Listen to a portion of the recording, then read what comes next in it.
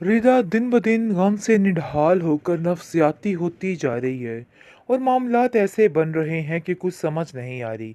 साकिब अपनी बहन की वजह से काफ़ी परेशान है और कहता है कि किसी को कोई टेंशन लेने की ज़रूरत नहीं, अनकरीब सब ठीक हो जाएगा, इसलिए बिल्कुल भी परेशान नहीं होना। लेकिन जो किनारी शामत शनाज की हुई है ना, बिलीव मी मज़ा आ गया। जिस तरीके से शनाज को जलील किया गया, रानी ने, बाकी सब तो अपनी जगह पे, क्योंकि इसका यही हाल होना चाहिए था। इसने जो अंत उठाई हुई थी ना और उन लोगों को जैसे धक्के देकर इस घर से बाहर निकाला है ना, ज़ाहिर बात है तो अभी तो फ़िलहाल सारे रानी के ही गुण गा रहे हैं और सब उसी को ही सलाम फेर रहे हैं और कहते हैं कि आज अगर हमारे साथ रानी ना होती तो मामलात सारे तबाह बर्बाद होके रह जाते। तो इसलिए बेहतर यही है कि अब रानी के बारे में कोई बात ना करे, क्योंकि अब वो सफ़र शुरू हो जाता है जिसकी वजह से रानी राज करने वाली है।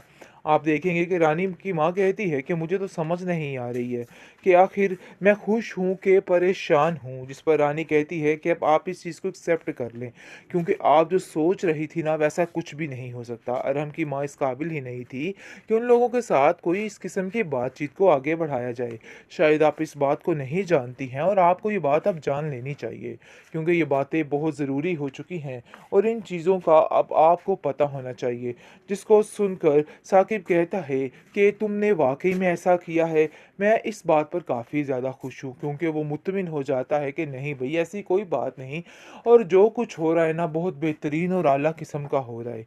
लेकिन जी यहाँ पर ये चीज़ें ख़त्म नहीं होती, क्योंकि अब जाकर इस चीज़ का अंदाज़ा बखूबी होने वाला है सबको कि क्या खोया और क्या पाया, ये सीन चलने वाला है।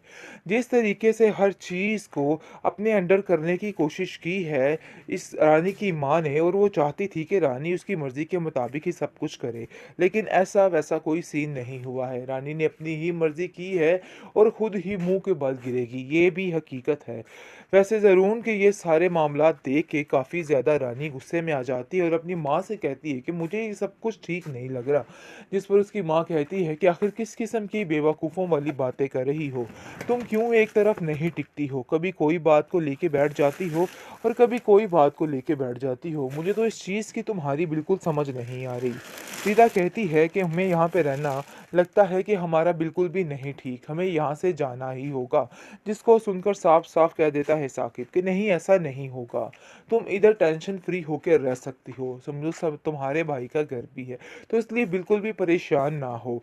बहरहाल जी आप देखेंगे कि साकिब सारा कुछ अभी फ़िलहाल काफ़ी अच्छे तरीके से चल रहा है। लेकिन अनकरीब कुछ ऐसी जाड़-पाड़ करने वाली है ये रानी कि हर चीज़ ख़त्म होके रह जाएगी, क्योंकि वो इतने तरीके से हर चीज़ को हैंडल करेगी कि समझ नहीं पाएगी। रानी की माँ कहती है कि मुझे समझ नहीं आ रही कि तुम्हारा मुस्तकबिल क्या होने वाला है।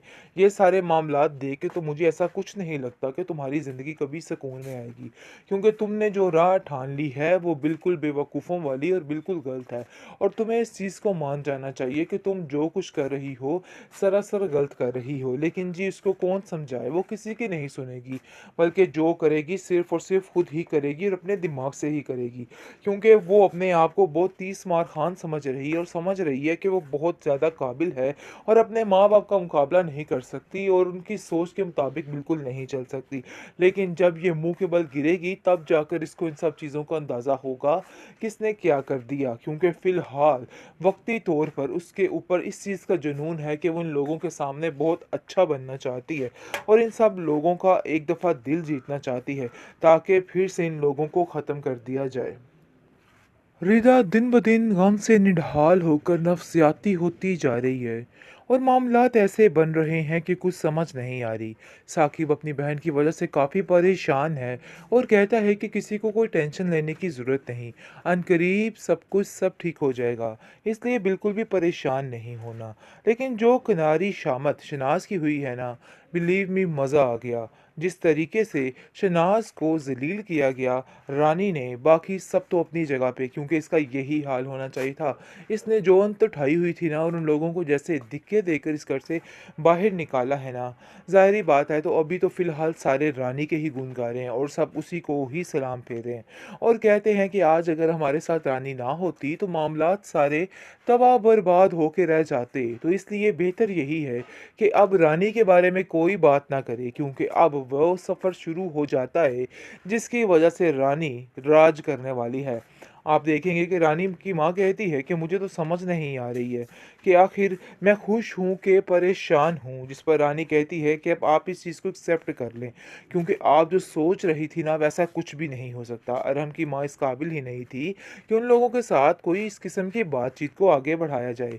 शायद आप इस बात को नहीं जानती हैं और आपको ये बात अब जान लेनी चाहिए, क्योंकि ये बातें बहुत ज़रूरी हो चुकी हैं और इन चीज़ों का अब आपको पता होना चाहिए।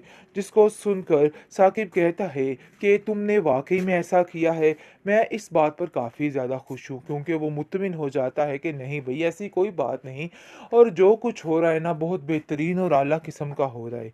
लेकिन जी यहाँ पर ये चीज़ें ख़त्म नहीं होती, क्योंकि अब जाकर इस चीज़ का अंदाज़ा बखूबी होने वाला है सबको कि क्या खोया और क्या पाया, ये सीन चलने वाला है। जिस तरीके से हर चीज़ को अपने अंडर करने की कोशिश की है इस रानी की माँ ने, और वो चाहती थी कि रानी उसकी मर्ज़ी के मुताबिक ही सब कुछ करे। लेकिन ऐसा-वैसा कोई सीन नहीं हुआ है। रानी ने अपनी ही मर्ज़ी की है और खुद ही मुँह के बल गिरेगी, ये भी हकीकत है।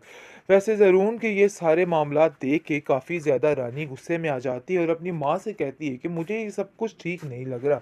जिस पर उसकी माँ कहती है कि आखिर किस किस्म की बेवकूफ़ों वाली बातें कर रही हो? तुम क्यों एक तरफ नहीं टिकती हो? कभी कोई बात को लेके बैठ जाती हो और कभी कोई बात को लेके बैठ जाती हो। मुझे तो इस चीज़ की तुम्हारी बिल्कुल समझ नहीं आ रही। रीता कहती है कि हमें यहाँ पे रहना लगता है कि हमारा बिल्कुल भी नहीं ठीक, हमें यहाँ से जाना ही होगा। जिसको सुनकर साफ-साफ कह देता है साकिब कि नहीं ऐसा नहीं होगा। तुम इधर टेंशन फ्री होकर रह सकती हो। समझो सब तुम्हारे भाई का घर भी है, तो इसलिए बिल्कुल भी परेशान ना हो। बहरहाल जी आप देखेंगे कि साकिब सारा कुछ अभी फ़िलहाल काफ़ी अच्छे तरीके से चल रहा है। लेकिन अनकरीब कुछ ऐसी जाड़-पाड़ करने वाली है ये रानी कि हर चीज़ ख़त्म होके रह जाएगी, क्योंकि वो इतने तरीके से हर चीज़ को हैंडल करेगी कि समझ नहीं पाएगी। रानी की माँ कहती है कि मुझे समझ नहीं आ रही कि तुम्हारा मुस्तकबिल क्या होने वाला है। ये सारे मामलात देख के तो मुझे ऐसा कुछ नहीं लगता कि तुम्हारी ज़िंदगी कभी सुकून में आएगी, क्योंकि तुमने जो राह ठान ली है वो बिल्कुल बेवकूफ़ों वाली और बिल्कुल गलत है। और तुम्हें इस चीज़ को मान जाना चाहिए कि तुम जो कुछ कर रही हो सरासर गलत कर रही हो। लेकिन जी उसको कौन समझाए, वो किसी की नहीं सुनेगी, बल्कि जो करेगी सिर्फ़ और सिर्फ़ खुद ही करेगी और अपने दिमाग से ही करेगी। क्योंकि वो अपने आप को बहुत तीस मार खान समझ रही है और समझ रही है कि वो बहुत ज़्यादा काबिल है और अपने माँ-बाप का मुकाबला नहीं कर सकती और उनकी सोच के मुताबिक बिल्कुल नहीं चल सकती।